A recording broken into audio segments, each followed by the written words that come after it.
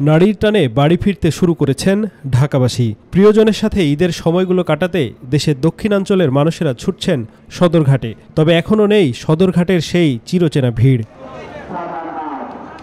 Launch চালকরা বলছেন, ঢাকা থেকে বরিশাল আসা যাওয়া করতে আগে প্রায় ৫ লাখ টাকার জ্বালানি খরচ হতো। তেলের দাম বাড়ার পরে সে খরচ দাঁড়িয়েছে ৭ লাখে। বিপরীতে কমেছে যাত্রী। এতে ঈদ মৌসুমে রয়েছে লোকসানের আশঙ্কা। সতর্ক করে দিয়ে আগে হ্যাঁ, লাইফ জ্যাকেট আছে আমাদের অনেক পর্যন্ত, প্রায় ৪০০-র মতো নিয়ে আছে আমাদের লাইফ জ্যাকেট, বয়া আছে।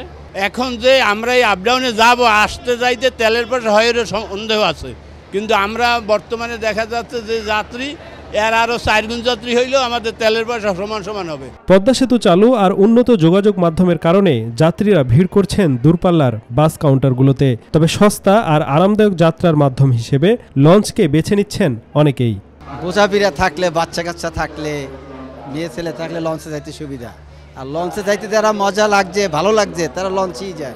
বাসেও যাতায়াত করি, লঞ্চেও যাতায়াত করি। আজকে ভালো লাগছে, লঞ্চে ইচ্ছা করছে দেখে আজকে লঞ্চে যাচ্ছি। লঞ্চের সুবিধা হলো শান্তিতে স্বাচ্ছন্দ্যভাবে মানুষ শুয়ে বয়ে এবং ঘুমিয়ে বাড়িতে যেতে পারে। আমি যাচ্ছি দেশে সবার সাথে ঈদ করব, লঞ্চে যাইতে ভালো লাগে, সেজন্য যাইতেছি। পদ্মা সেতু চালুর পর থেকে লঞ্চের যাত্রী কিছুটা কমেছে। তবে স্বস্তিদায়ক যাত্রা আর আরামদায়ক ভ্রমণের কারণে লঞ্চের প্রতি আগ্রহ কিছু যাত্রীর বিন্দুমাত্র কমেনি। এখানে আসা যাত্রীদের প্রত্যাশা নিরাপদ ভ্রমণের।